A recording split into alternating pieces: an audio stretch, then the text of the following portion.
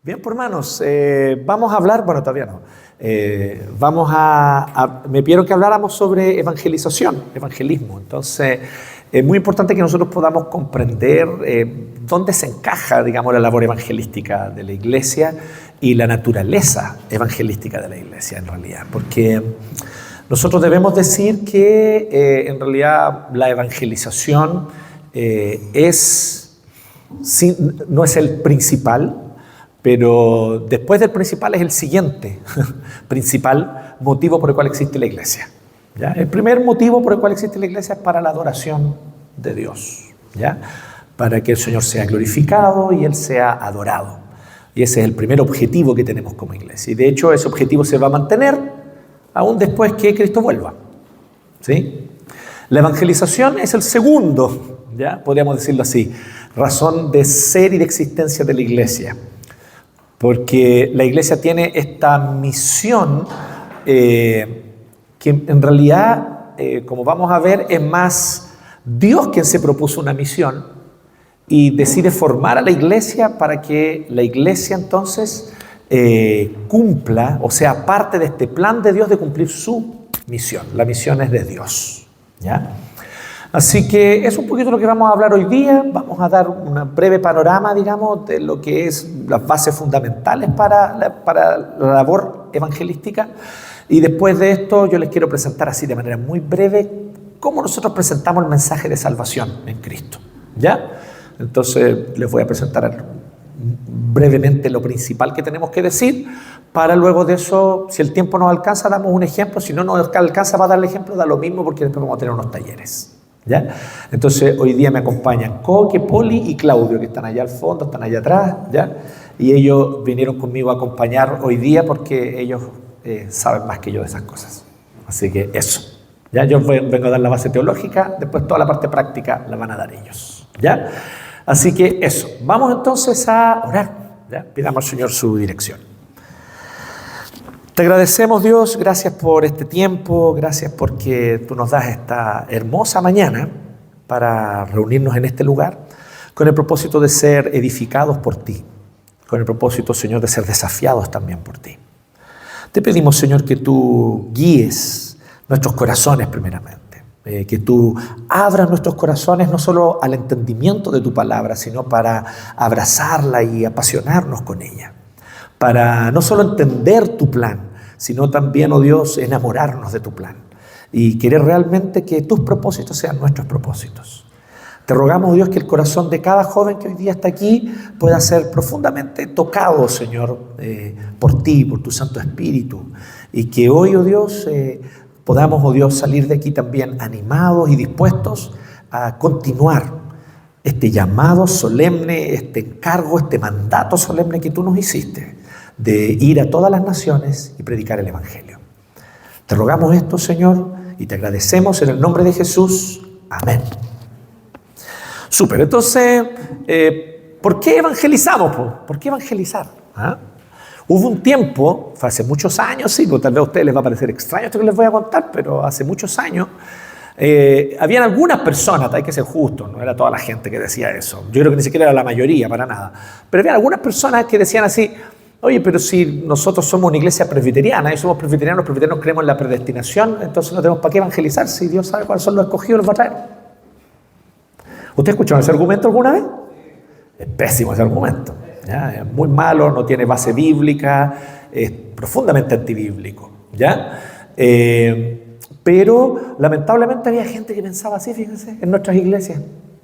Vergüenza debería darle por un pensamiento tan antibíblico, ¿ya? Contrario a lo que Dios explícitamente revela en su palabra, o sea, explícito el mandato a anunciar el Evangelio, y vamos a ver que no contradice, más bien todo lo contrario, es perfectamente compatible con el propósito de Dios de elegir a un pueblo para sí y elegir de toda la humanidad a aquellos que Él quiso escoger para salvación. Y justamente la evangelización cumple un papel fundamental en el propósito soberano de la elección de Dios, ¿ya? Así que vamos a tocar un poquito de eso hoy día también. Pero gracias a Dios hoy día ya como que eso, ya la gente que pensaba eso ya se murió ya. Entonces ya, es la verdad. Pero están mejor, ¿eh? Están con el Señor, Dios se lo llevó, así que no lo digo sin ningún ánimo de crueldad, ¿eh? Bien, vamos entonces a lo siguiente. Si me pueden poner la otra diapo, por favor. Ah, caramba, no, tiene que pasar uno por uno. Oh, está sin las... Quedó sin la... Pucha, yo más lo que me esmeré. Se acabó, me pusieron todo el tema ahí. ¿Qué voy a hacer? Ya, vamos entonces, vamos con lo primero. Algunas bases fundamentales de la acción evangelizadora en la iglesia, ¿ya? Entonces yo le puse animación y todo al PPT. Pucha. Ya. Vamos entonces con lo primero. Mateo 28. Que tiene su paralelo también en Marcos, ¿ya? Pero vamos a Mateo 28 primero, ¿ya? Aquí en Mateo 28,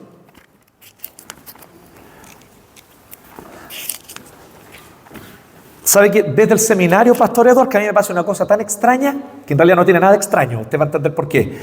Yo cuando voy a Mateo, me voy después de Marcos. Tiendo a pensar que Marcos está antes. ¿Por qué? Porque se escribió antes. Entonces, me quedé con eso, entonces hasta el día de hoy me pasa, ya salí del seminario hace 20 años, y también me pasa que me voy a Mateo y voy a después de Marcos, y después me encuentro con Lucas, no, verdad que Mateo está antes. Qué mala. Ya, Mateo 28. ¿Qué dice Mateo 28 del 16 al 20? ¿Quién va a leer, por favor? Con una voz clara, firme, respetando puntos, comas, un voluntario o voluntaria. ¿Quién lee? Si no, democráticamente yo escojo a alguien. Mateo 28 del 18 al 20, perdón, del 18 al 20. Lea usted, Javi. ¿Yo? Sí, ya que está ahí y preguntó, usted va a leer. Mateo 28, 18 al 20. Y Jesús se acercó y les habló diciendo: Toda potestad me es dada en el cielo y en la tierra. Por tanto, id y haced discípulos a todas las naciones, bautizándolos en el nombre del Padre, y del Hijo, y del Espíritu Santo, enseñándoles que guarden todas las cosas que os he mandado. Y he aquí, yo estoy con vosotros todos los días, hasta el fin del mundo. Amén. Muy bien, muchas gracias. Escuchamos todo el texto, ¿cierto? Lo conocemos, ¿cierto? Es súper conocido.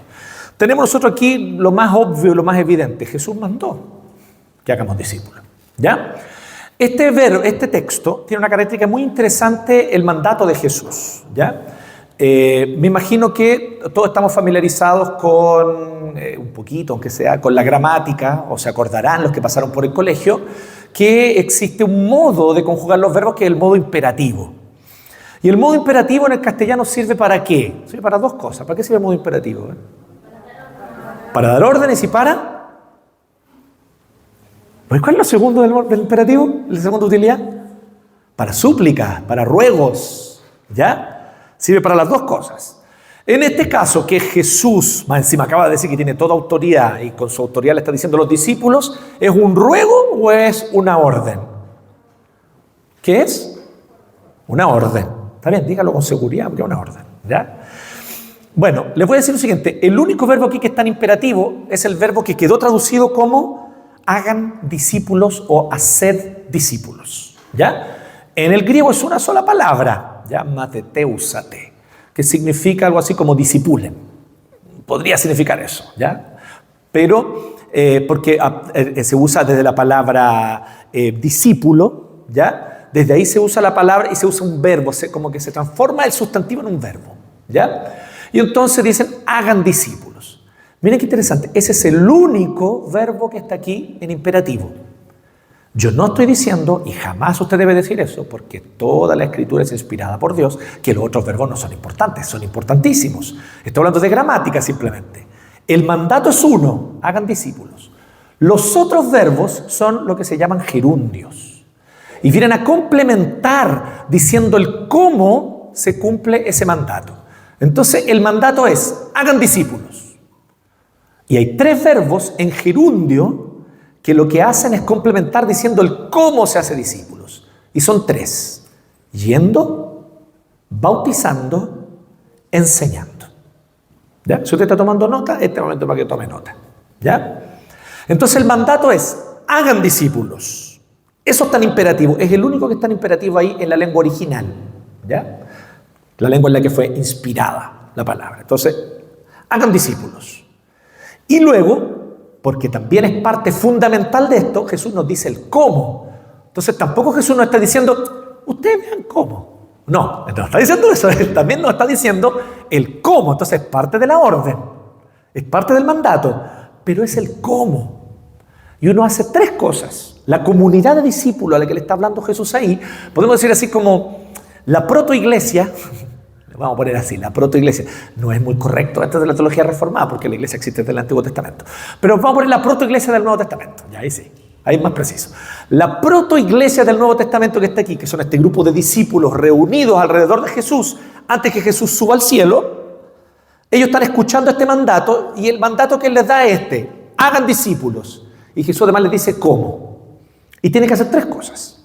Primero, yendo. Entonces, ¿qué significa? No se queden donde están, muévanse. En simple. Entonces esto al tiro nos hace pensar y decir, ok, como iglesia, somos iglesia. Vamos a cantar, es una bonita canción, ¿eh? ¿Les gusta o no les gusta la canción? ¿No les gustó? Ah, ya. ¿Están con sueño? Entonces, la iglesia tiene que moverse en dirección hacia los perdidos. Eso significa, es así de simple. Si nosotros estamos aquí como iglesia, haciendo un bello culto, haciendo un culto bien reformado, ¿eh? Reformado el culto. ¿Eh? Cantamos salmos, sin instrumentos. Es broma, no estoy bromeando. Entonces hacemos un culto bien reformado y estamos aquí. Pero nos vamos en dirección hacia los perdidos, no estamos cumpliendo el mandato de Jesús. Jesús nos dijo que para ser discípulos, una primera cosa es que tenemos que movernos en dirección hacia donde ellos están. Yendo, hagan discípulos. Lo segundo es bautizándolos. Esto es muy interesante, porque bautizar significa una cosa: incorporar a la comunidad del pacto. Eso significa que tenemos un segundo desafío como iglesia. No solamente tenemos que ser una iglesia que sale en dirección hacia los perdidos, tenemos también que tener una segunda característica: tenemos que ser acogedores con quienes vienen desde otros contextos, con otras formas de pensar, con otras costumbres, con otros hábitos. Tenemos que saber acoger. ¿Y qué significa acoger? Porque ahí es donde cae el tiro en un error, porque hay gente que le gusta simplificar mucho las cosas. Entonces está diciendo el pastor que nosotros tenemos que adaptar el evangelio y tenemos que rebajar los estándares del evangelio para caerle bien a la persona moderna del mundo contemporáneo, postmoderno. No estoy diciendo eso. Nuestro objetivo no es caer bien, nuestro objetivo no es agradar, pero sí nuestro objetivo es mostrar el amor de Cristo. ¿Me entienden o no? Y había algo que pasaba con Jesús y que no pasaba con los fariseos. Los pecadores querían estar cerca de Él. ¿Usted ha leído los evangelios, no? ¿Los pecadores quieren estar cerca de nuestras iglesias? No sé, estoy preguntando, no estoy diciendo nada. Esta no es una pregunta retórica, es una pregunta honesta. Ustedes tienen que responder según su propia realidad de su iglesia. ¿Los pecadores quieren estar cerca de nosotros? ¿Quieren estar cerca de donde está la iglesia? ¿Los pecadores quieren pasar tiempo con nosotros? ¿Quieren sentarse con nosotros a comer? Porque los pecadores, prostitutas, adúlteras, ladrones, cobradores de impuestos, vendepatria, porque eso era fundamentalmente los cobradores de impuestos, eran vendepatria. Ellos se sentaban con Jesús y querían estar con Jesús y querían comer con Él. Y Jesús era criticado por eso. ¿Sí? ¿O estoy inventando? ¿Esto está en la Biblia, hermano, o lo estoy inventando? ¿Qué dice Pastor Roberto? ¿Está en la Biblia o yo lo estoy inventando? ¿Está en la Biblia, cierto? Está en la Biblia. Lean ahí cómo era Jesús. Entonces somos nosotros de los que sabemos incluir, pero aquí es donde viene una cosa que es importante, porque el bautismo no significa, y ahí donde está, que incluimos a la persona así tal cual. ¿Qué es lo que implica el bautismo? Una nueva identidad. ¿Sí? Entonces, claro, la mujer adúltera tiene perdón. Hay gracia, hay misericordia, pero también ¿qué es lo que hay en ella y en su corazón? Arrepentimiento. Y entonces ella es recibida y acogida en el grupo de los discípulos, es recibida. Entonces hay una nueva identidad. El bautismo implica que somos parte de un pueblo que es distinto, Cuando dice ahí la canción, somos el pueblo de Dios, somos un pueblo especial, uno puede leer eso y decir así, ay, somos un pueblo especial, así como que, ay, no sé, como de una manera muy como sentimentalista, ¿no? Ay, somos especiales. No, lo que está queriendo decir ahí la canción es una idea muy profunda, teológica y bíblica, y que de hecho ese concepto está en la Biblia, desde el Antiguo Testamento. Somos un pueblo especial. La idea es, Dios nos separó, somos separados. Entonces la idea de un pueblo especial no quiere decir así como con romanticismo, ay sí, Dios nos quiere tanto porque somos especiales, no. Lo que está queriendo decir ahí es que Dios lo que hace con nosotros, con su pueblo, es que al escogernos, Él nos separa. Entonces, necesariamente el bautismo también implica eso. El bautismo implica tener una nueva identidad y pertenecer, miren qué interesante esto, pertenecer a un pueblo distinto. Pongámoslo de una manera que es al mismo tiempo antigua, pero contemporánea. Es como cambiar de tribu. ¿Entienden? Como que uno deja su antigua tribu y pasa a ser de otra tribu. ¿Sí? Entonces, alguna vez yo intenté ser, porque no fui, pero intenté ser de la tribu de los punks del 20 de Vicuña Maquena en los 90, ¿ya? Que se llamaban Los Miserables. Y a propósito, porque ahí era donde tocaban Los Miserables. ¿Conocen el grupo Los Miserables? Sí, tienen que conocerlo, si no, no saben nada de rock chileno. Entonces, y yo decía, esta es mi tribu, esta es mi identidad. ¿Me siguen? Pero cuando comprendí lo que significaba mi identidad en el Evangelio, entendí que mi identidad en realidad es la iglesia. Ese es mi pueblo, esa es mi nación. Y esa es la nación de cada uno de ustedes. Y el tema es, sin embargo, ¿qué tipo de identidad es esta? ¿Sí? ¿Es una identidad que se caracteriza necesariamente por su forma de vestir? ¿Cuáles son las características distintivas de este pueblo? Entonces, tenemos que empezar a comprender que las características distintivas pasan por temas mucho más profundos que simplemente costumbres externas. ¿Sí? Pero pertenecemos a un pueblo. Entonces, los que son bautizados son incluidos en el pueblo del pacto. Eso es ser bautizado, ser incluido en el pueblo del pacto. Y esto es tan heavy, queridos, que cuando tú llegas adulto o joven a conocer del Evangelio porque venías de un contexto y de una familia que no temía al Señor o no lo conocía, y tú empiezas a conocer a Cristo y le entregas tu vida y eres bautizado, de ahí para adelante tu identidad cambia a tal punto que ahora tu familia, la familia que tú vayas a formar y los hijos que vayas a tener, pertenecen a ese pueblo. ¿Me siguen o no? ¿Quién de ustedes aquí conoció al Señor ya joven, porque viene de una familia que no era cristiana? Levante su mano. ¿Hay alguien aquí en esa condición? ¿Ya joven o adulto? Ya, ok, súper. Entonces, ¿no pasó con ustedes que ustedes tuvieron que dejar la identidad de su familia de origen y pasar a tener una nueva identidad que es la identidad de este pueblo? ¿No les pasa eso un poco, no? ¿Les pasó? Tiene que pasarles, porque si no estamos mal. No que uno deje de querer a su familia de origen, uno la sigue amando, ¿ya? Todo lo contrario, de hecho uno la ama incluso con un amor más profundo ahora porque tenemos a Cristo. Entonces yo no estoy diciendo que uno los desprecia, los menosprecia, ya no voy mal, lo ha asado a la familia, no estoy diciendo eso. Estoy diciendo que esa ya no es más mi identidad, ahora mi identidad está aquí. Mi identidad es este pueblo que teme a Dios como yo lo temo. Bueno, pero desde ese punto en adelante, algunos levantaron la mano. De los que levantaron la mano que vienen de familia que no es cristiana, ¿alguien que sea soltero? Levanta la mano. Usted, ya. Y usted también allá. Pero entonces cuando ustedes se casen, tienen que casarse con alguien cristiano. ¿Sí? Con alguien que teme al Señor y que es parte del pueblo del pacto para conformar con esa persona una familia que es también del pueblo del pacto. ¿Ya? Otro día vamos a hablar la base bíblica de esto, pero es totalmente bíblico, créanme por ahora. ¿Ya? Entonces, esto, por ejemplo, es lo que nosotros estamos diciendo con la identidad. Entonces, conformamos una nueva identidad. Entonces, bautizándolos. Ahora, esto necesariamente pasa por lo tercero, enseñándoles. Y es el tercer verbo que está en gerundio. Y enseñando es muy potente porque aquí la palabra enseñándoles a guardar todo lo que les he ordenado, todo lo que les he mandado.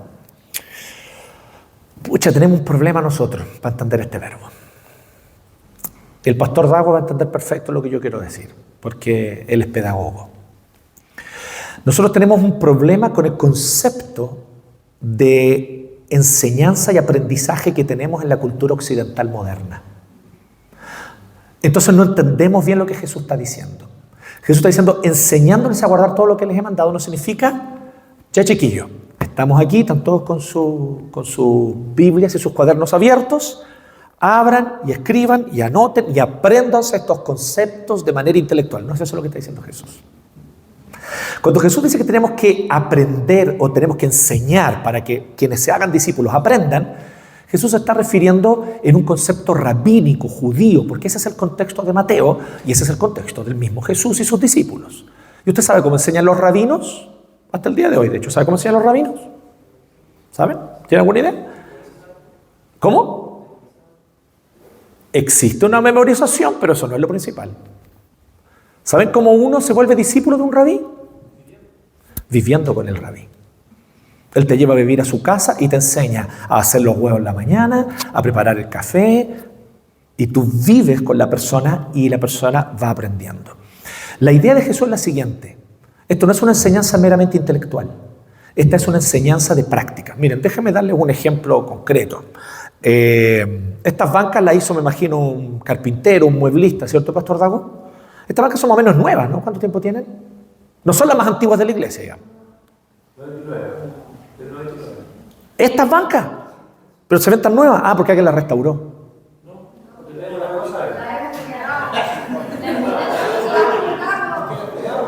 Bueno, no deberían cuidarlas tanto, po. Está faltando evangelismo aquí. Tienen que estar rayadas con chicles pegados, significa que están viniendo los paganos. Es buena señal cuando están así, cuando las bancas están medio deterioradas, significa que viene gente del mundo a sentarse, ¿me entiendes? Ya, no, perdón. Eso fue medio en broma, medio en serio. No fue tan broma. Fue broma, pero si quiere no es broma. Ya, miren. El carpintero que hizo esto, ya, piensen, ¿cómo uno aprende carpintería? Si yo voy y le digo así, Drummond, por ejemplo, está aquí. Drummond quiere aprender carpintería. Entonces vengo, Drummond, toma, aquí te tengo los 10 volúmenes, última edición, de todos los tipos de madera para hacer muebles que existen. Toma, léelos. Y le paso todo para que él aprenda todo sobre los tipos de madera, con fotos ilustradas, fotos a color. Buen material, y se lo paso. Y después vengo y le digo, y ahora aquí están los 3 tomos de los distintos tipos de sierras e instrumentos y herramientas para hacer muebles que existen. Toma, y se los paso también. Léeme todo esto y te voy a hacer un examen y una prueba a fin de año. Y él viene y se saca un 7 porque estudia, porque Drummond es estudioso. Ustedes no lo saben, yo les cuento el tiro. Drummond es un gallo estudioso, un gallo lector. Entonces Drummond me va a leer los 10 tomos y yo sé que Drummond me los va a leer. Yo no tengo dudas de eso. Le voy a pasar los 3 tomos de las herramientas de carpintería, él me los va a leer. Se va a memorizar un montón de cuestiones y cuando yo le haga el examen a fin de año, el loco me va a sacar un 7. Aquí está mi pregunta para ustedes. ¿Eso lo hace un carpintero? ¿Cómo se aprende a ser carpintero? Trabajando con un carpintero. Te ponías al lado de él y vas al taller de él y tienes que empezar a cortar la madera. Y al principio, ¿cómo lo vas a hacer? Mal. Pero después vamos a ir mejorando, vamos a ir adquiriendo habilidades, vamos a ir afirmando el brazo, vamos a ir aprendiendo cosas, vamos a ir descubriendo detalles. Hay N cosas que probablemente un manual no puede decir porque son cosas, detalles muy particulares. Entonces, que solo se aprenden en la práctica. Hay un montón de problemáticas a veces que resolver con un pedazo de madera que solamente enfrentándote a la situación lo puedes resolver. Así se aprende a ser discípulos, queridos. Los discípulos no se hacen con mera enseñanza intelectual. Pero no se confunda con lo que estoy diciendo. La enseñanza intelectual es fundamental. Yo no estoy diciendo que no importe. No escuchen lo que yo no dije. ¿Dije eso? ¿Dije que la enseñanza intelectual no importa? ¿Dije eso? En ningún momento lo dije, ¿cierto? Entonces, esos 10 tomos y esos 3 tomos, ¿no sirven para nada o le sirven a Drummond? Le sirven. Mi pregunta fue otra. Me pregunté si estudiar eso lo hace un carpintero. No. Entonces, después que él me estudió los materiales, a lo mejor, aunque yo creo que no después, tiene que ser paralelo. Al mismo tiempo que él va estudiando los materiales, lo llevo al taller 2, 3 veces por semana. Practicamos, aprendemos, mientras él va leyendo los tomos. Así se hace discípulo. Esto es una tercera cosa que tenemos que aprender como iglesia. Además de nosotros ser acogedores con el pecador, Porque la persona que va a llegar aquí y que no conoce del Señor o que está recién conociendo, va a llegar como es, ¿me entienden o no? ¿Sí? Si es un domingo en la mañana y esta persona tiene sed de aprender de la palabra porque acaba de conocer al Señor hace una semana y es un domingo en la mañana, probablemente va a llegar con olor a copete porque viene del carrete. Probablemente. Y le vamos a decir, no, así tú no entras aquí. No lo sé. Estoy colocando ahí un cuestionamiento. ¿Me siguen? Esta persona está aprendiendo. Entonces, ¿cómo nosotros acogemos al que viene del mundo? Pero también viene la siguiente pregunta. ¿Cómo nosotros discipulamos? Para que esta situación que yo le acabo de describir no se vuelva a repetir. ¿Y es solo con retos? ¿O es poniéndome al lado y enseñando? Como enseñaban los rabinos. Como enseñaba Jesús, porque hizo Jesús con sus discípulos. Se los llevó a vivir con él. ¿O estoy mintiendo? ¿Fue así o no fue así? ¿Pastor Eduardo, fue así o no? ¿Fue así la escuela de Jesús o no? ¿O ellos tenían 8 horas diarias que iban a una sala de clase con Jesús? Vivían con él, po. Y vivían con él. Vivían en Capernaum, de hecho. Eso es un hecho absolutamente comprobado. Ellos vivían en una casa en Capernaum, con Jesús. Entonces, así es como se enseña. Y él dice, de la manera que yo les enseño, ustedes tienen que enseñar. Entonces, es un aprendizaje del día a día. Es un aprendizaje de, como diría INACAP, aprender haciendo. ¿Sí? Entonces, así es como se aprende a ser discípulo. Porque ser discípulo es como ser carpintero, es como ser nadador. ¿Sí? Yo te puedo pasar todos los manuales del mundo de natación, los mejores manuales, escritos por los mejores nadadores del mundo, pero si nunca te meto a la piscina, no vas a ser un nadador. Vas a ser alguien que sabe mucho sobre natación, pero no un nadador. Esto es exactamente lo mismo. Entonces lo que necesitamos nosotros es aliar sabiamente la enseñanza intelectual, que es fundamental, teológica, doctrinal, que es esencial. Esto es lo que yo quiero decir, queridos, la enseñanza doctrinal y teológica es imprescindible.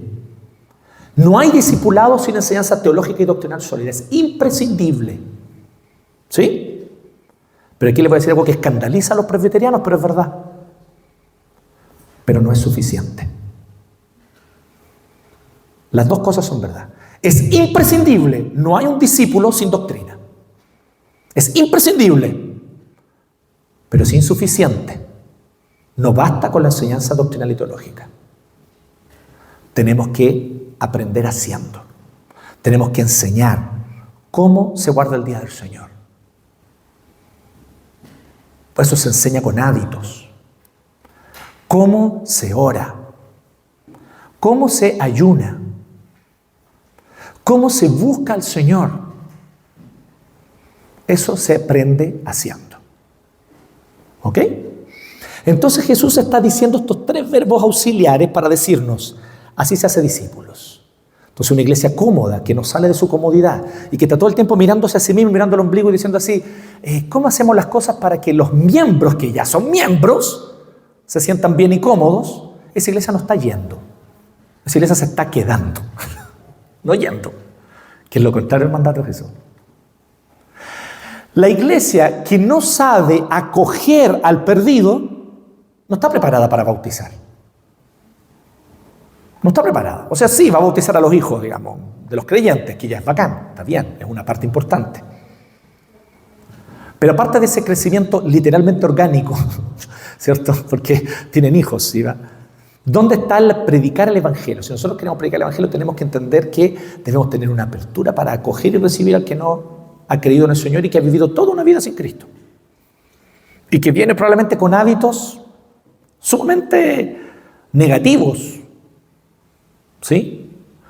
Pero que realmente ama al Señor y que quiere hacer su voluntad porque lo acaba de conocer.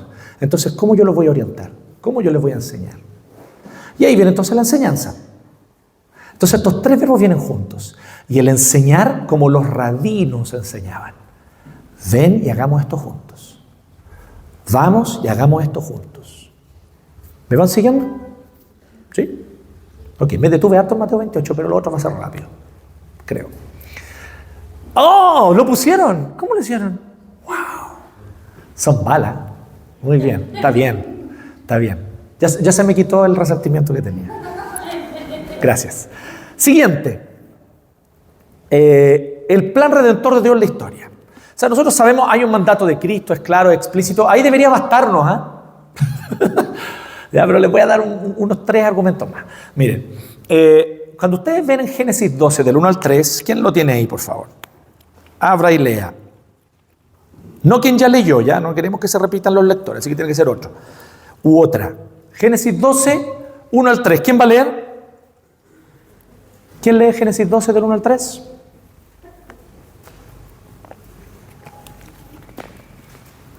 Lea. Y el Señor dijo a Abraham: vete de tu tierra, de entre tus parientes y de la casa de tu padre, a la tierra que yo te mostraré. Haré de ti una nación grande, y te bendeciré, y engrandeceré tu nombre, y serás bendición. Bendeciré a los que te bendigan, y al que te maldiga, maldeciré. En ti serán benditas todas las familias de la tierra. Excelente. Bueno, les voy a comentar algunas cositas aquí. Este texto, esta bendición a Abraham, cuando Dios llama a Abraham, es el antecedente y el precedente que está en la mente de Jesús, y esto lo sabemos por la gramática, cuando Él hace el llamado a la Gran Comisión.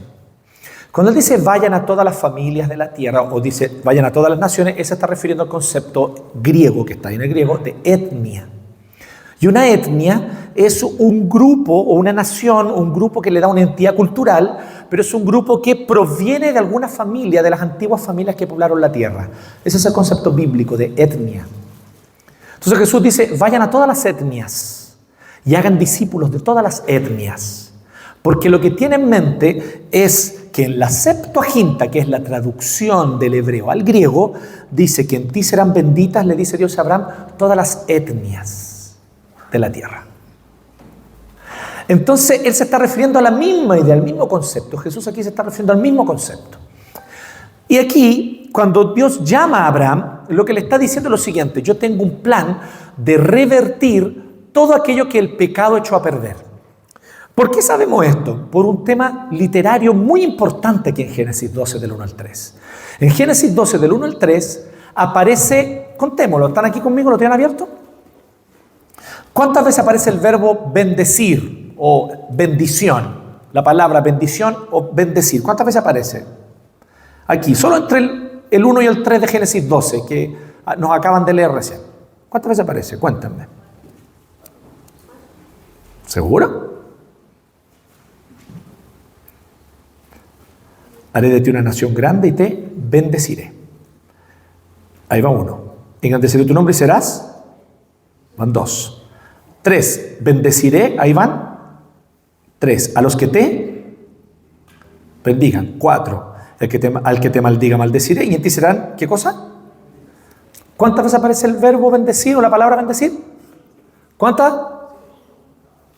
¿Las contaron o no? ¿Cuántas veces aparece? Digan con seguridad. 5. Les voy a contar algo.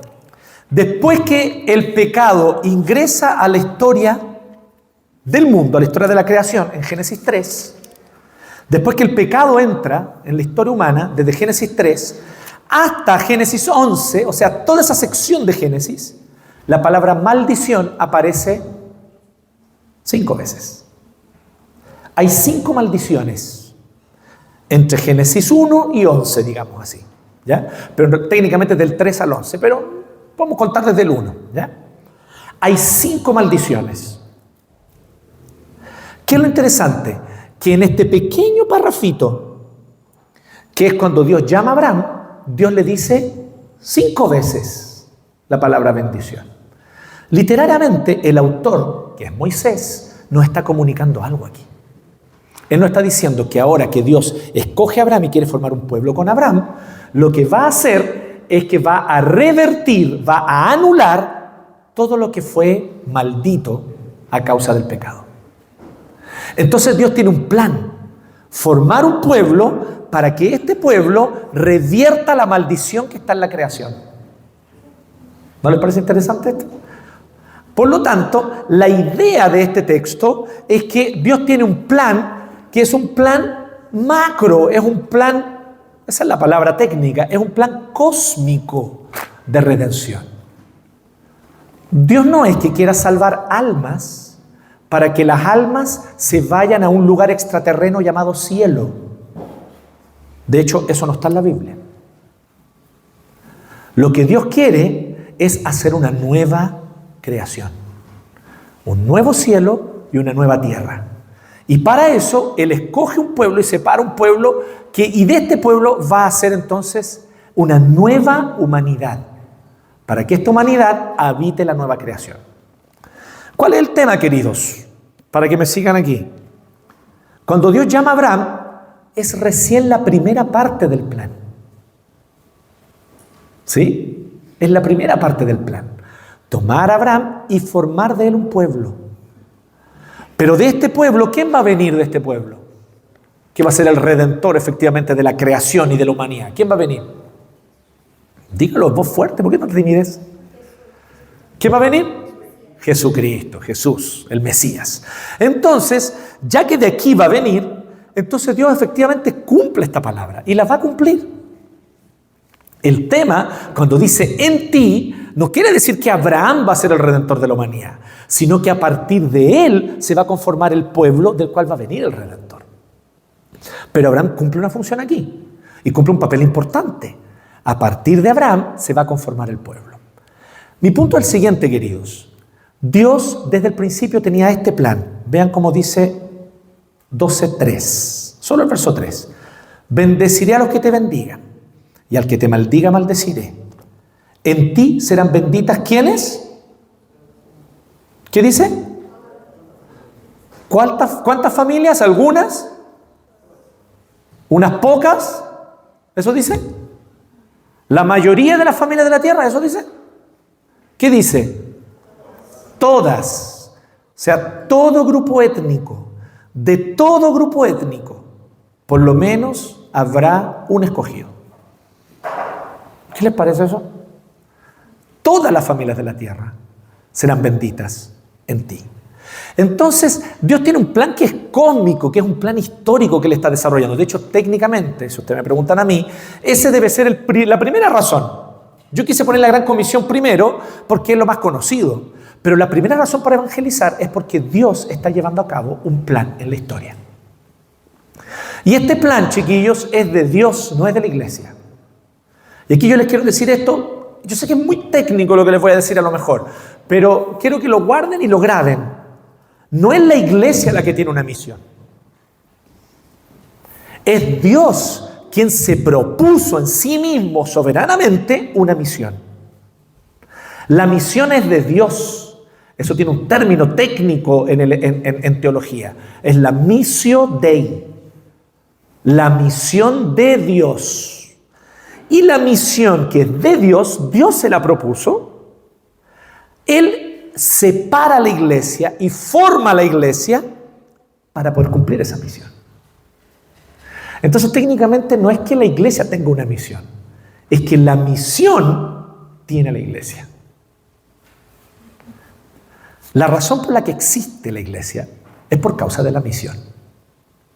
¿No les parece interesante esto? Y el objetivo final de la misión es justamente, ni siquiera es la conversión. ¿Saben lo que es el objetivo final de la misión? La adoración. Que aquellos que no adoran al Señor, le adoren. Que aquellas lenguas que no pronuncian alabanzas a Dios porque no le conocen y no tienen ni siquiera traducido en su idioma la palabra Dios o Jesús o Jesucristo, que en esas lenguas ellos alaben a Cristo y alaben a Dios. Entonces el propósito final de la misión es la adoración. El propósito final de la misión es la adoración, porque este es el propósito de Dios en la historia. Entonces Dios se lo propuso desde el inicio, cuando Él llama a Abraham en el Génesis. Entonces, ¿por qué evangelizamos en segundo lugar? Porque este es el plan de Dios. Dios quiso que de todas las familias de la tierra se le adorara. Y nosotros estamos aquí, en este contexto que se llama Rancagua, hoy día Machalí en la tarde, ¿cierto? Y en este contexto nosotros nos vamos a encontrar con que hay personas de distintos grupos étnicos. Bueno, yo no sé qué tan diverso étnicamente es Machalí, no sé, ¿ya? Pero Rancagua sí, claramente, ¿sí? Aquí nosotros no tenemos solo un grupo étnico, tenemos varios grupos étnicos, ¿sí? Entonces, lo que nosotros vamos a hacer es ir a ellos y predicarles el Evangelio, ¿ya? En tercer lugar, tercera cosita, avancemos. Gracias. Tercero, ¿quién está ahí? Que despierte. Gracias. Lo tercero es el decreto soberano de la elección. Este es el tercer fundamento para la evangelización. Miren lo que dice Romanos 10. Lean ahí conmigo, por favor.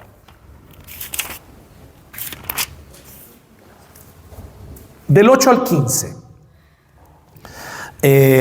¿Quién puede leer? Romanos 10, 8 al 15.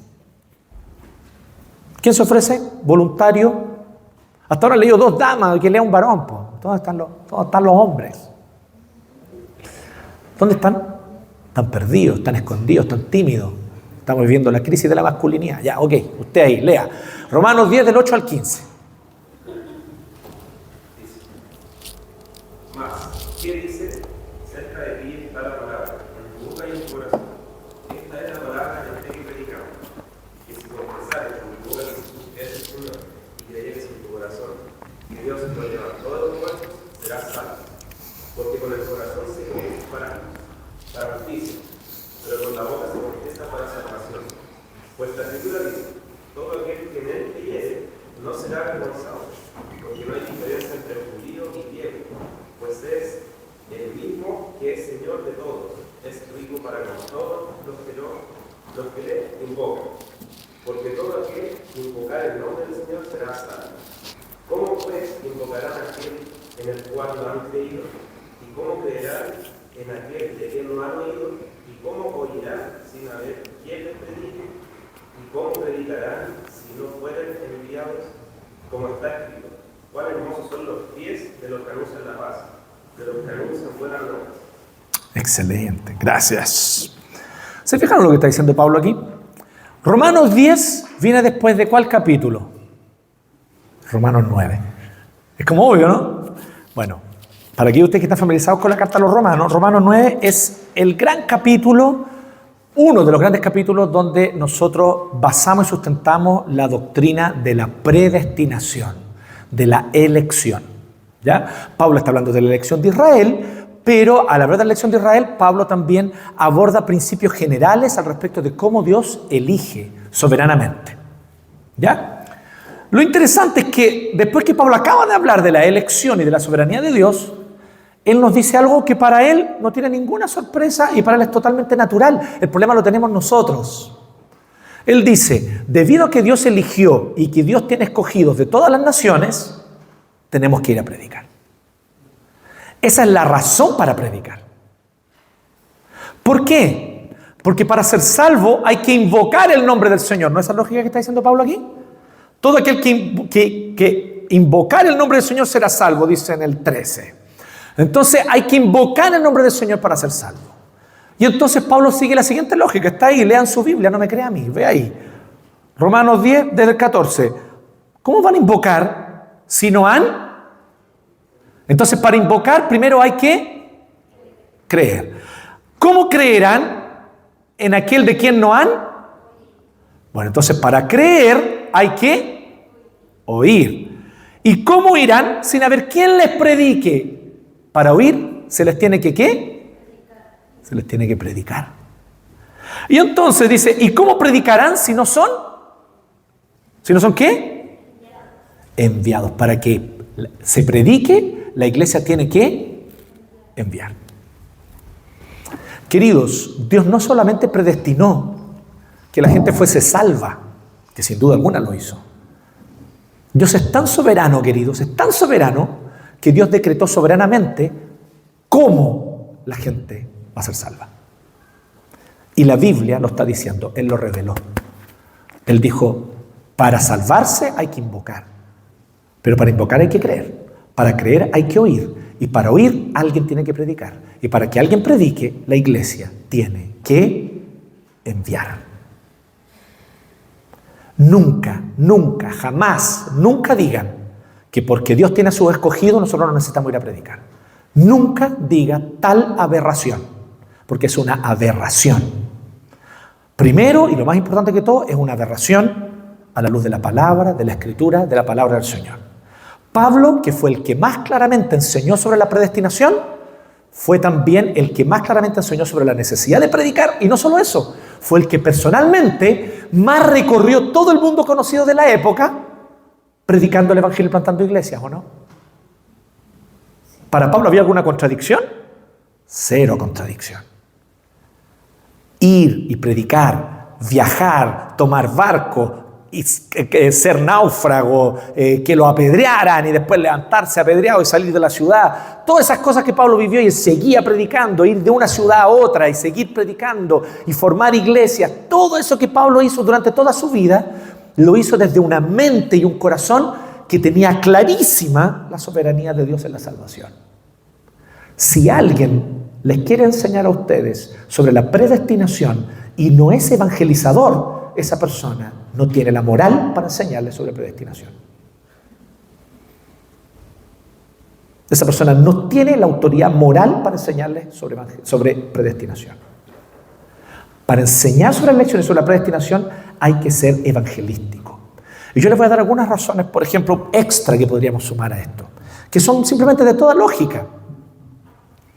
¿Cuántos de ustedes aquí ha orado por la conversión de alguien que no cree en el Señor? ¿Han orado o no? Levanten su mano. Excelente, hay que orar por la conversión de los que...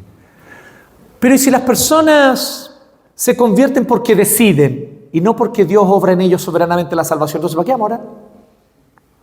Si finalmente Dios respeta la decisión de cada uno.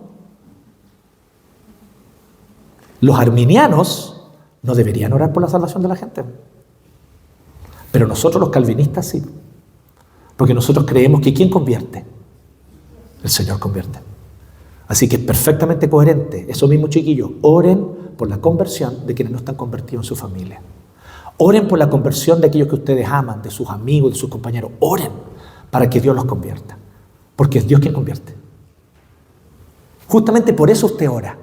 ¿Sabemos nosotros? Y viene el típico argumento y dice usted, ¿sabemos nosotros quiénes son los elegidos? No, ni nos corresponde saber, así que ni siquiera se preocupe con eso, ¿ya? No, ese no es un tema que tiene que usted tener en su mente. ¿Ya? Hay algunos que son bien balsas, que le gustan diciendo, yo creo que esa persona es repro. No. Usted no es el Espíritu Santo. Usted no tiene ningún derecho a pronunciarse sobre la salvación de otro. Usted podrá decir, no veo frutos de salvación. Hasta ahí uno puede decir. Ahí uno se queda. Pero decir si la persona es o no salva, no lo sabemos. No sabemos incluso qué es lo que va a ocurrir en su último minuto antes de fallecer, como le pasó al ladrón al lado de Jesús en la cruz. Entonces nosotros no podemos andar pronunciando sobre el destino eterno de alguien. No nos corresponde. Nosotros no tenemos idea. Así que nosotros, ¿qué hacemos entonces? ¿Qué es lo que la palabra de Dios nos dice? Vayan por todo el mundo y prediquen el Evangelio a toda criatura. Vayan a todas las naciones y hagan discípulos. Hagan como Pablo, que escribió aquí Romanos 10. Queremos que sean salvos. Pero ¿cómo van a ser salvos si no invocan? ¿Cómo van a invocar si no creen? ¿Cómo van a creer si no se les predica? ¿Y cómo predicarán si no fueran enviados? La iglesia tiene que enviar. A propósito de esto, yo les recomiendo que lean y estudien el precioso capítulo 35 de nuestra Confesión de Fe de la Iglesia Presbiteriana de Chile. Es un maravilloso capítulo, total y absolutamente coherente con el calvinismo histórico. Esto no lo digo yo, lo decía Benjamin Warfield, el mayor teólogo presbiteriano de la historia que ha existido hasta hoy. Si usted cree que el mayor teólogo presbiteriano es Sproul, usted no tiene idea. Es Benjamin Warfield. Y B.B. Warfield, él, aunque no estaba muy de acuerdo en que se le añadieran capítulos a la confesión, él pensaba que esto debía haber sido más bien una declaración aparte. Es un tema más leguleyo. A Pantufa le gustaría tal vez esa discusión.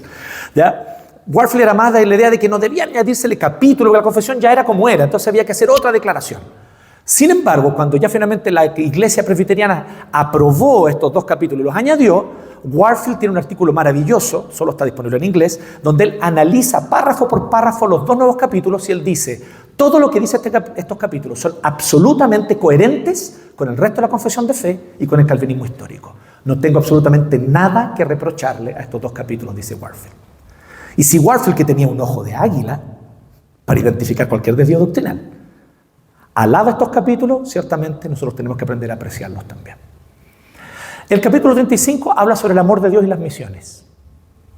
Y ahí dice que la iglesia tiene el deber de contribuir a la evangelización mundial a través de la oración, de la donación y del envío de misioneros. Entonces pensemos en nuestra iglesia local. ¿Cómo estamos? ¿Estamos orando por misiones? Bacán.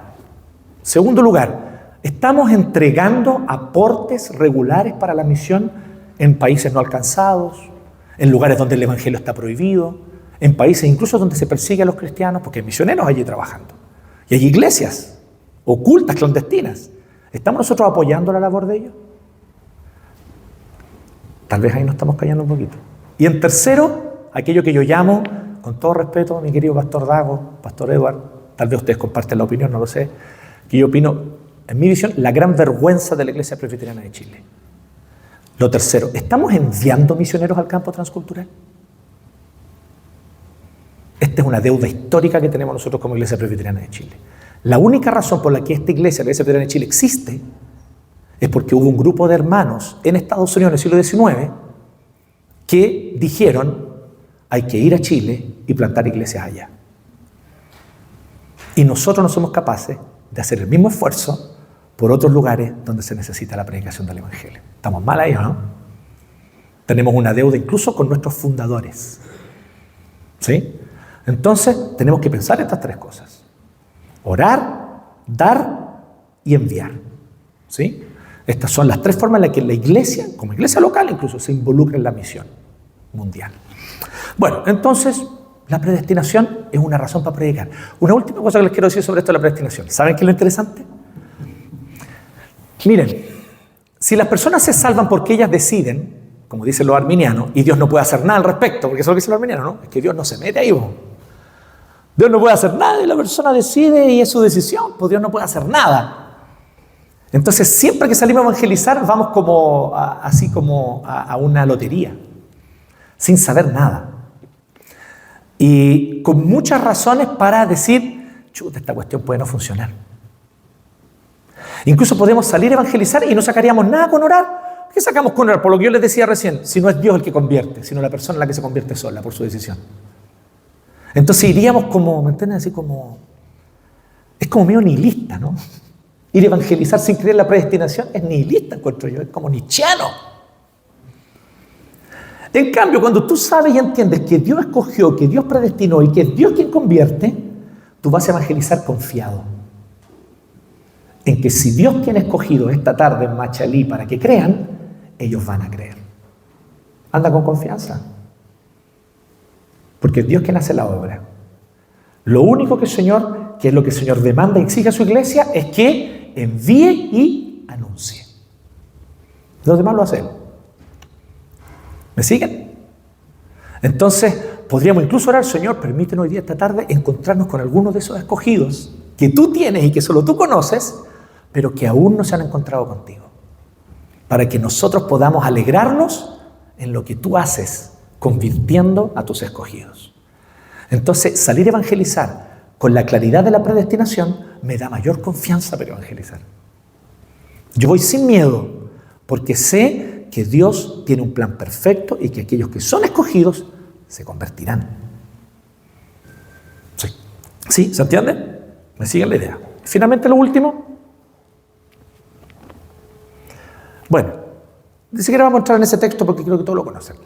Pero el mandato supremo de Jesús, por así decirlo. Jesús siempre nos enseñó que debíamos amar al prójimo como a nosotros mismos. Incluso decía amar a sus enemigos. ¿Qué les parece esto? Ama a tus enemigos. Oren por los que los persiguen.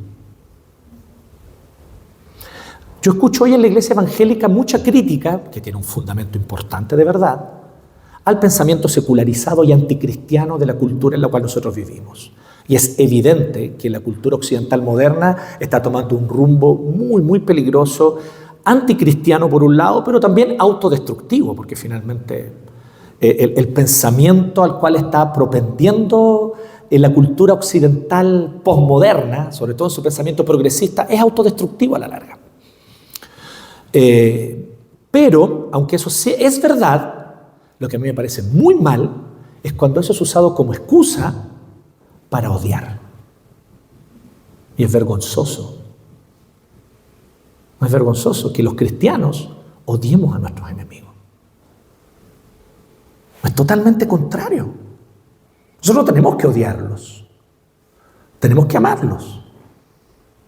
Y es una forma de amor predicarles el Evangelio, ¿o no? ¿Quién les va a predicar el Evangelio a ese progresista que tiene un pensamiento totalmente anticristiano? ¿Quién lo va a amar y predicarle el Evangelio? ¿Quiénes tenemos ese deber de hacerlo? Somos nosotros. Entonces no podemos contornar este mandato. Sí, está bien, mantengamos clara nuestra crítica al pensamiento, al sistema filosófico que ciertamente es anticristiano. Pero recordemos que el llamado de Jesús es: ama incluso a tus enemigos. Pero es que ellos quieren destruir la iglesia, quieren cerrar nuestras iglesias, nos quieren prohibir de predicar. Probablemente quieren, yo no tengo dudas de eso. Pero yo los sigo amando, porque Jesús me lo mandó. Y porque los amo, voy a hacer todo el esfuerzo para alcanzarlos. Porque lo que yo he descubierto, por lo menos hasta ahora, es que la gran mayoría de ellos, no todos, pero la gran mayoría de ellos, están engañados. Y cuando tú les muestras de verdad cuál es el mensaje de Cristo y de Jesús y del Evangelio, a la luz de la palabra, y no de la tradición eclesiástica, sino de la palabra, varios de ellos se sorprenden. Dicen, ¿en serio? ¿Jesús luchaba por la justicia? Sí, no te estoy diciendo que fuera el primer revolucionario, porque eso sería una mentira. Pero sí él luchaba por la justicia. Y él enseñaba a sus discípulos a hacerlo también. Pero ¿te me está diciendo que Jesús amaba a los excluidos? Básicamente fue por eso que lo crucificaron, digamos, ¿no? Fue una de las razones. Entonces la gente se sorprende, porque no conocen verdaderamente a Jesús. No conocen verdaderamente el cristianismo, no conocen el Evangelio. Conocen lo que una tradición eclesiástica les enseñó. Moralismo, legalismo. Y eso es lo que rechazan muchos de ellos. Entonces, mostrarles el amor de Cristo y mostrarles la realidad de quién es Jesús, abre los ojos de muchos. ¿Sí? Entonces, si nosotros somos llamados a amar al prójimo, a amar incluso a nuestros enemigos, chiquillos, la muestra de amor, una de las muestras de amor más concretas es predicar el Evangelio, anunciar el Evangelio. Es una muestra de amor perfectamente coherente con el Evangelio. Porque amamos al prójimo, les predicamos el Evangelio. Porque amamos al prójimo, les decimos la verdad. Yo no estoy diciendo, adaptemos el mensaje para que les caiga bien. ¿Están locos? ¿Cómo van a hacer eso? ¿No estaríamos predicando el Evangelio? Estoy hablando de predicar el Evangelio. Decir, miren, Dios es justo. Y es muy justo. Ya vamos a hablar de eso ahora al tiro. Le digo la verdad. Tú eres pecador. Y si sigues por ese camino, hay condenación eterna para ti.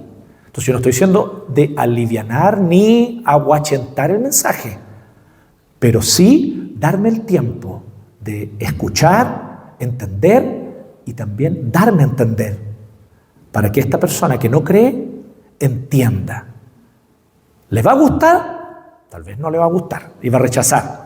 Pero que por lo menos rechace el Evangelio por causa del Evangelio. Porque hay gente que rechaza el Evangelio no por causa del Evangelio, sino por causa de la mala actitud de los cristianos. Y ni siquiera tienen la oportunidad de escuchar el Evangelio. Entonces ahí, si ustedes me preguntan a mí, esta es mi opinión personal, es culpa nuestra. Es culpa de la iglesia. Nosotros tenemos culpa en eso. Pero si nosotros nos preocupamos de ir a ellos, de comunicar y de explicar bien el Evangelio, y después de eso igual lo rechazan, ahí ya es ellos con Dios. Nosotros hicimos nuestra labor, como dice el texto de Ezequiel 33, ¿cierto?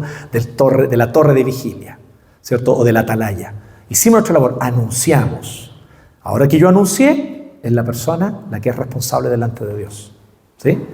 Entonces, pero a veces nosotros no hacemos eso, no anunciamos. Damos un toque incierto con la trompeta. ¿Sí? Entonces, esa es la problemática que enfrentamos, creo yo, hoy en día. Entonces, también es importante tener ese cuarto aspecto en mente. ¿Bien? ¿Estamos ok o no? Bien. Pónganse de pie un poquito.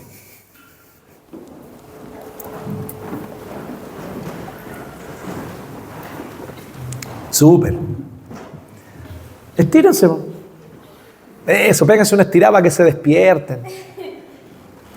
Porque ahora lo que viene ahora necesito que presten mucha atención, porque sin lo de ahora no va a pasar nada en la tarde, ¿ya? Así que estírense nomás, estiren las puntas de los dedos hasta arriba, lo que más puedan.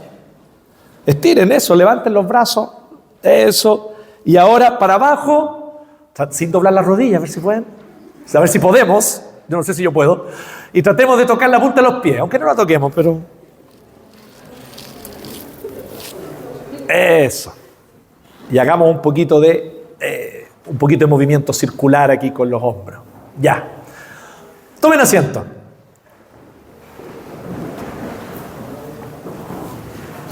Básicamente, ¿qué es lo que vamos a anunciar al anunciar el Evangelio o el mensaje de salvación personal en Cristo? El Evangelio es más que el mensaje de salvación personal. Pero el mensaje de salvación personal es un núcleo fundamental del Evangelio. Pero el Evangelio es más que eso a la luz de la Biblia, ¿ya? La Biblia llama Evangelio a toda la buena noticia de lo que Dios hace en Cristo al restaurar su antigua creación para hacerla nueva. Entonces el concepto de Evangelio en la Biblia es más amplio. Pero como núcleo está el mensaje de salvación personal. Así que, y es lo que vamos a enfocar hoy día. Entonces, avancemos a la siguiente diapo, por favor. Póngale nomás. Ya, la buena noticia de salvación personal. Vamos a anunciar 4 cosas. Y ahora sí necesito que todos tomen nota. Aunque sean las notas del celular, pero tomen nota, porque todos van a tener que aprender esto.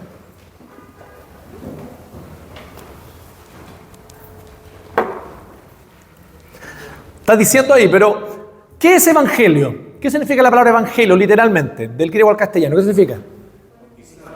Buena noticia, ¿cierto? Evangelion. Angelion es noticia y ese como prefijo eu significa algo bueno o agradable o feliz, ¿ya? Entonces, evangelio significa buena noticia.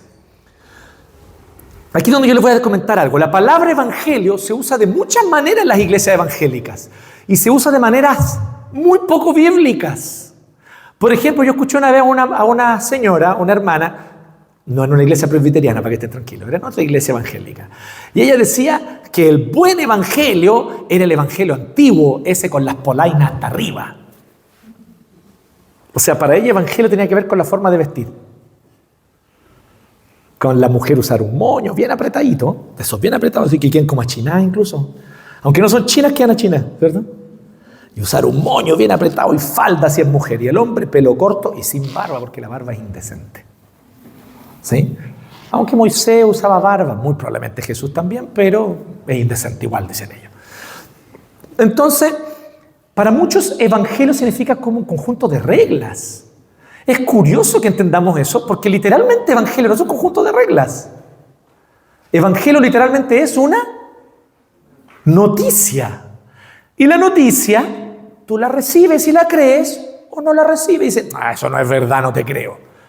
Y no lo crees, ¿cierto? Oye, hubo un grupo de delincuentes en Rancagua que se quisieron robar un camión Brix. ¿Esa es la noticia de la semana o no? Los rancagüinos aquí, ¿es la noticia de la semana o no? Es la noticia de la semana, ¿cierto? Entonces tú tienes 2 opciones. No te creo. ¿En serio? Sí. ¿A todo esto lo lograron robar o no lo lograron robar? Fue un intento, ¿sí? Lo robaron. Pero los pillaron. Ah, ya, perfecto. Gracias, porque yo no vi la noticia. ¿Pero qué?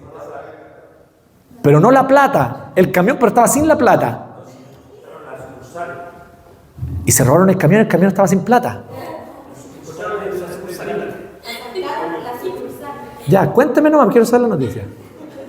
Asaltaron la sucursal, se robaron la plata, quemaron autos para distraer y colocaron miguelitos para poder arrancar. Wow. Pero aún así, hasta ahora han pillado 17 personas y uno es un guardia de la sucursal. La hermana está informada. Muy bien, asimismo te quiero ir a la tarde predicando el Evangelio. Informadísima, ¿ya? Es una noticia, ¿me entienden o no? Eso es una noticia. Lo que ella me acaba de decir es una noticia. Ella no me está diciendo un conjunto de reglas que debo obedecer. No sé, eso es lo que me está diciendo. me está dando un anuncio, me está contando pasó esto y pasó esto otro. Y ahí entonces yo tomo decisiones en base a lo que yo creo. Si yo le creo la noticia, voy a andar con más cuidado en Rancagua. Yo hasta antes de esta noticia venía relajado a Rancagua. Y en Rancagua no pasa nada. Perdonen, con todo respeto, pero era lo que yo pensaba, Pastor Dago. Pero ahora con esta noticia yo digo, están igual que Santiago, peor incluso. Así que voy a andar con más cuidado, voy a andar cuidando los bolsillos, si voy al banco voy a andar asustado. Porque las noticias tienen efecto en uno, po. Pero las noticias no son instrucciones. Evangelio no significa buenas instrucciones, evangelio significa buena noticia. Entonces, ¿cuál es tu deber? Miren qué interesante esto. Esto también significa una cosa, chiquillos. Relajen la vena. Algunas veces nosotros decimos, pastor, es que ¿cómo yo puedo evangelizar para convencer a mi vecino? No hay forma de que tú puedas convencer a tu vecino porque no eres tú quien lo hace. Y esa no es tu labor. Yo lo único que te puedo decir es cómo tú puedes anunciar para que tu vecino entienda. Pero para convencerlo es otra cosa. El vecino te dice, no te creo nada de esto. Estoy ni ahí con esto. Bueno, es su reacción al evangelio. Eso ya no es responsabilidad tuya. Nunca se sientan responsables por cómo otros reaccionan al anuncio. Ustedes son responsables del anuncio, pero no por la reacción del anuncio. Entonces yo veo a muchos cristianos muy ansiosos con el evangelismo. Y tal vez algunos de ustedes hoy día vinieron y están ansiosos diciendo, ay, ¿cómo va a ser en la tarde? ¿Será que se va a convertir gente o no? ¿Será que gente va a orar y va a hacer la oración de salvación? ¿Qué va a pasar esta tarde? Honestamente, chiquillos, no importa lo que pase. Dios nos mandó una cosa, anunciar. ¿Me van siguiendo o no? Anunciamos y después del anuncio, la pega del Espíritu Santo no es nuestra. ¿Ok? Entonces, ¿cómo nosotros debemos enfrentar el tema del evangelismo? Sin tanta ansiedad. Me decimos, ustedes son una generación ansiosa. ¿Tienen problemas con la ansiedad? ¿Sí o no? Yo les voy a decir una cosa que yo me sorprendí en el campamento de jóvenes. ¿Sí? Porque como que las cosas cambiaron después de la pandemia. Estuvimos varios años sin campamentos jóvenes porque no se podía usar la granja por razones sanitarias. En fin, hubo varias cosas ahí que fueron bien complejas. Pero tuvimos nosotros nuestro campamento de jóvenes en el verano. Entonces fuimos todo el campamento de jóvenes en el verano. Y yo hacía tiempo que no participaba de un campamento de jóvenes, tal vez tan atento, creo yo. Entonces yo estaba ahí y de repente me empiezo a fijar en algo en el desayuno que yo nunca había visto. En un campamento de jóvenes nunca había visto. En un campamento de señoras sí. Pero en el de jóvenes yo nunca había visto. En todas las mesas había por lo menos un pastillero con los días. ¿Ustedes están ansiosos, chiquillos? Entonces, si les puedo quitar un poquito de ansiedad, ustedes nos van a convencer. Esa no es la labor a la que van hoy día, ¿ok? Estén tranquilos. Ustedes van a contar una noticia. ¿Cómo te llamas tú? Como la Charlotte me acaba de contar la noticia de los compadres que quisieron asaltar o que asaltaron, parece, pero en fin, y ya los pillaron. Entonces, ustedes van a contar una noticia y ustedes lo que quieren es la persona, si les puede escuchar esta noticia. ¿Qué es lo interesante? Que esta noticia se puede decir de manera resumida, sí, se puede decir de manera resumida y fundamental en pocos minutos. Pero la verdad es que la labor evangelística generalmente se hace con personas que nos conocen y que nosotros conocemos y se hace a través de la amistad. Y eso se va logrando paso a paso y puede ser un proceso muy largo. Hay personas que el evangelio se les va aclarando a través de meses y años de amistad y conversación. Pero también es verdad que hay momentos, como hoy día en la tarde, donde uno tiene que ir y decir, vamos y contemos la noticia rapidito y vamos a la cena. ¿Ya? Y eso también está en la Biblia. Hay un ejemplo muy bonito, que no sé si es bonito, no es feo. Sí, es feo. Pero es bonito porque lo que Dios hace es bonito. Que es Jonás. Dios mandó a Jonás para que fuera a Nínive. Y Jonás, ustedes saben, se lo tragó un pez, después lo vomitó, ya listo. Y ahí él va todo cubierto de vómito de pez a Nínive. Y cuando él llega a Nínive, ¿cierto? Dice así, después usted lo puede leer, después lo leen en su casa. El libro de Jonás dice explícitamente, dice, y Nínive era una gran ciudad que uno se demoraba 3 días en recorrerla. Así describe el autor de Jonás. Era una ciudad grande para esa época. Uno se demoraba 3 días en recorrerla. Así que Jonás la recorrió en un día. ¿Usted cacha lo que significa eso? Jonás iba corriendo. Oye, en 40 días va a ser destruido, pecadores, arrepiéntanse. En 40 días va a ser destruida Nínive por pecadores, arrepiéntanse. Iba corriendo. Muy probablemente porque Jonás fue sin ganas. ¿Qué les parece? ¿Algunos de ustedes esta tarde van a ir sin ganas? Ojalá que no, chiquillos. Pero si van sin ganas, Dios los puede usar igual. Porque ¿saben lo que pasó después? Se convirtió la ciudad entera. Para dolor de Jonás. Porque Jonás odiaba a los ninivitas y no quería que se convirtieran. ¿Sí? Así como algunos de ustedes odian a los progresistas y no quieren que se conviertan. Pero cuando se conviertan, ustedes van a quejarse con Dios y decir, ¿por qué los convertiste? ¿Sí? Eso mismo le pasó a Jonás. ¿Sí? Entonces, Jonás fue y anunció desganado, corriendo. Era una ciudad de 3 días, pero él la recorrió en 1. Corriendo, él anunció. Y aún así, la ciudad entera se convirtió. Entonces, recuerden que hay momentos en los cuales, sí, el Señor puede usar un anuncio claro, corto, breve. Entonces, ¿qué vamos a decir? Vamos a decir fundamentalmente 4 cosas. Las primeras 3 son la noticia en sí. Y la cuarta es una interpelación con relación a la noticia. Que yo creo que es bueno ser explícitos porque vemos ese ejemplo en los apóstoles. Los apóstoles hacen siempre una interpelación. No solamente anuncian, sino que también interpelan a su público. ¿Se han fijado en eso? Por ejemplo, vienen y dicen, ¿y ahora qué haremos, varones? ¿Qué haremos? Bueno, crean, bautícense, le dice Pedro. ¿Sí? Entonces siempre hay una interpelación. Entonces yo creo que es bueno interpelar. Pero las primeras 3 son la noticia. Miren, básicamente es lo siguiente. Primero, Dios es más justo de lo que podemos imaginar. Te queremos contar una noticia al respecto de qué es lo que es para nosotros el mensaje fundamental que una persona necesita entender para esta vida. Y esto es lo primero que tú tienes que entender.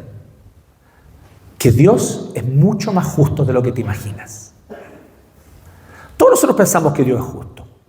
Si creemos en Dios y entendemos que hay un Dios, pensamos que Dios es justo. Pero generalmente pensamos que Dios está a favor nuestro. Piensa como nosotros y las cosas que nosotros consideramos justas, Él las considera justas. Pero te digo algo, Él es mucho más justo que eso. Es mucho más justo que eso. Tan justo que incluso tu propio estilo de vida sería juzgado por Él, puesto en balanza y muy probablemente hallado falto. Dios es más justo de lo que podemos imaginar. Él es tan justo que incluso tú, si te presentas delante de su tribunal, vas a quedar al debe. Esa es la primera noticia que ustedes tienen que decir. ¿Usted cree eso o no? ¿O ustedes creen que Dios está de su parte? ¿Me entiendo lo que decir con Dios está de su parte? Una manera de decir, no me refiero a Romanos 8, Dios es por nosotros, que contra nosotros. No, me refiero a un sentido más burdo del concepto. Así como que Dios está siempre de acuerdo con nosotros. ¿Algunos de ustedes creen que Dios está siempre de acuerdo con ustedes? Miren, si tú crees que Dios está siempre de acuerdo contigo, te tengo una noticia. Estás creyendo en un ídolo, no en Dios. La verdadera fe en el verdadero Dios siempre implica una confrontación y un autocuestionamiento a nuestras convicciones y a nuestro estilo de vida. ¿Sí? Entonces, yo esto primero se los digo a ustedes, para que ustedes después lo comuniquen a otros. Dios es más justo de lo que podemos imaginar. Y Él es tan justo que si mis pensamientos son en este momento evaluados por Él, estoy sonado. Mis convicciones, si son puestas y abiertas totalmente delante del tribunal de Dios, voy a ser hallado en falta. Yo tengo muchas convicciones que no son justas, que no son rectas y que me condenarían irremediablemente delante de Dios. Si Dios tomara mi corazón y lo abriera delante de su tribunal y viera mis motivaciones, se va a encontrar con un montón de motivaciones, incluso para las cosas buenas que yo hago, pero motivaciones malas. A veces hago cosas muy buenas, como orar, leer la Biblia y predicar, con motivaciones malas. ¿Tú haces eso? ¿Tú crees que lo haces? Si no crees que lo haces, tienes un problema. No estás entendiendo cuán justo es Dios. Y no estás entendiendo una segunda parte de esta noticia, que es lo siguiente, que está junto con eso. Nosotros somos más pecadores de lo que estamos dispuestos a reconocer. Esta es la segunda parte de la noticia. Entonces, ¿qué es lo que tú les vas a decir? Lo mismo que yo le estoy diciendo a ustedes aquí. Nosotros muchas veces pensamos, pero si lo que Dios quiere es que yo sea correcto, que yo no le haga mal al prójimo, que yo no le haga daño a los otros, que no robe, que no mienta. Y pensamos en un montón de conductas. Pero nuestro problema no son las conductas. Nuestro problema es el corazón. Que no amamos a Dios sobre todas las cosas. Eso es un pecador. Y aquí viene una cosa que es muy importante. ¿Cuál es el concepto que pecador tiene mucha gente en la cultura chilena? El fornicario, el adúltero, ¿no? Siempre relacionado con el tema sexual, ¿no? Como en la canción esta de Chico Trujillo, gran pecador. Sí, no sé, ustedes no deben conocer esas cosas porque ustedes son cristianos. Entonces, en ese contexto, ¿cierto?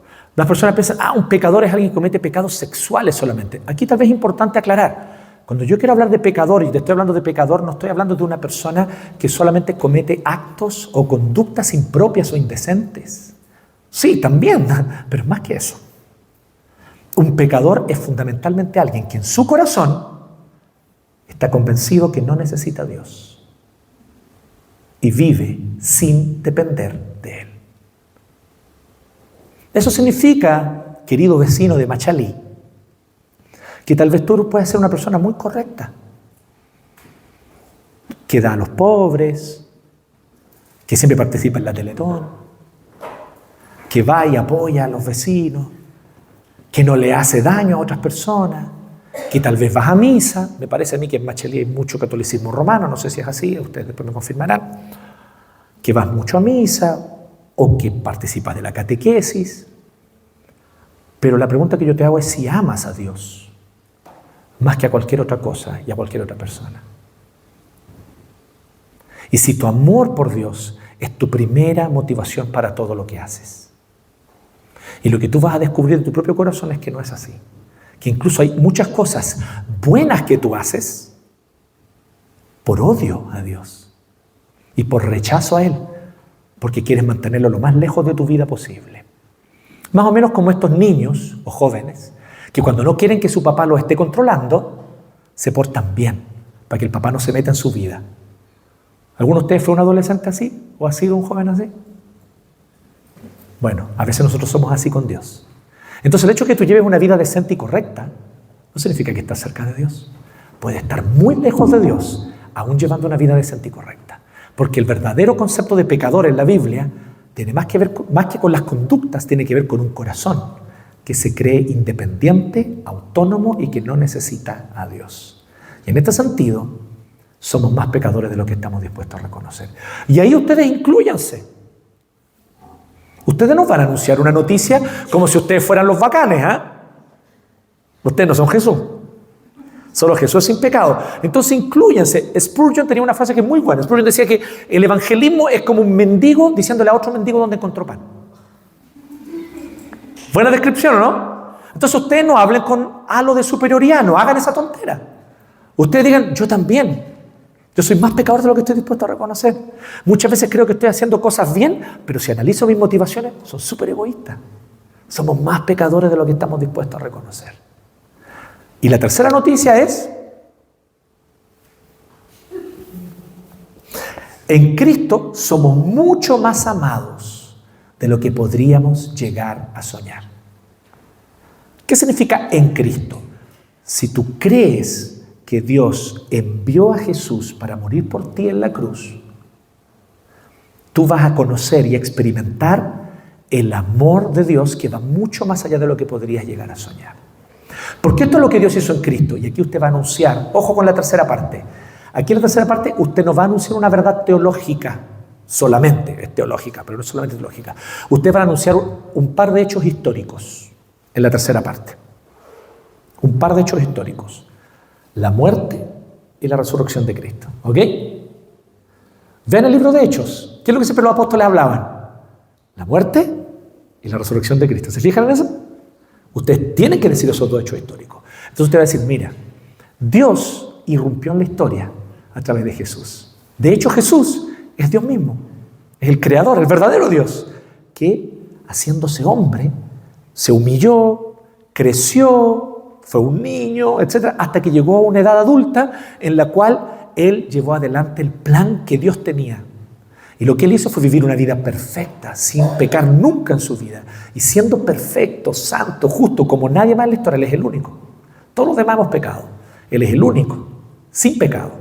Él murió en la cruz como morían los peores criminales. Murió torturado y desangrado en una cruz. Él hizo eso intencionalmente y voluntariamente. Él voluntariamente se entregó para que tu deuda y mi deuda pudiesen ser saldadas, porque estábamos en una deuda con Dios, porque Dios es más justo de lo que podemos imaginar y nosotros más pecadores de lo que estamos dispuestos a reconocer. Para pagar esa deuda justamente, que es impagable para nosotros, Cristo derramó su sangre y la canceló. Por eso existe la cruz. Y ya que Él murió en tu lugar y murió en mi lugar, Él entonces, al entregarse como sacrificio, al tercer día, Él resucitó de entre los muertos, demostrando con esto que su sacrificio fue aceptado. Y Él no solamente, por lo tanto, venció al pecado, sino venció la primera y más importante consecuencia del pecado, la muerte. Así que ahora, solamente con creer en Él y creer que Él murió por ti, con nombre y apellido, por ti, si tú crees personalmente esto, para ti hay perdón y gracia por el solo hecho de creer. Incluso ustedes lo pueden interpelar un poquito ahí a la persona diciéndole: mira, yo no tengo idea las cosas que tú has hecho y que nunca le has contado a nadie, porque sabes que son malas y te avergüenzan. Y no quiero saberlas, pero Dios sí las sabe. Y si tú crees en Jesús como tu Salvador, aún eso tan horrible que tú crees que nadie te perdonaría, Dios te lo perdona. Porque así de inmenso es el amor de Cristo. ¿Me van siguiendo, no? Entonces, en la tercera, a ustedes les anuncian el mensaje de la gracia y de la salvación en Cristo. La idea es que lo primero y lo segundo son muy importantes, pero a donde ustedes quieren llegar es a lo tercero, a hablar de Jesús, de la cruz y de la resurrección. Y entonces viene lo cuarto, que es la interpelación. ¿Qué es? ¿Y tú cómo respondes hoy a esta noticia? ¿La crees o no la crees? No sé, necesito pensarlo. Ok. Pero te dejo esta noticia hoy día. ¿Podría orar contigo antes de irme? ¿Me permitirías hacerlo? Ustedes le piden permiso. ¿Podría yo hacer una oración por ti? Ya, bueno, la mayoría de la gente va a decir que sí, ustedes se van a sorprender. La mayoría de la gente, si no todos, dicen que sí. ¿Hay algo en especial que te gustaría que orara? Sí, mi mamá está enferma, o mi hijo está con un problema. Perfecto, ore por eso, pero ora por él y por su corazón, o por ella y su corazón, para que crea en Cristo, porque ya escuchó el anuncio. Ahora lo que necesita y lo que falta es que crea. Y eso lo hace el Señor en la persona. Entonces tú oras por la persona y te despides de ella. ¿Les parece o no? ¿Cuánto tiempo nos puede tomar esto? 7 minutos, 6 minutos, 8 minutos. Sin problema. ¿Me siguen? No tiene que ser más de 10 minutos, no necesita hacerlo. Si es que uno explica clarito estas 3 verdades y hace en cuarto lugar esta invitación. ¿Ya? ¿Tomaron nota? O sáquenle fotos, lo que quieran ahí, como la Dani. Sáquenle fotos más simples. Yo sé que ustedes son centennials, son zoomers. Millennials ya no, millennials eran los hermanos mayores de ustedes. Ustedes son zoomers. Bueno, algunos son millennials.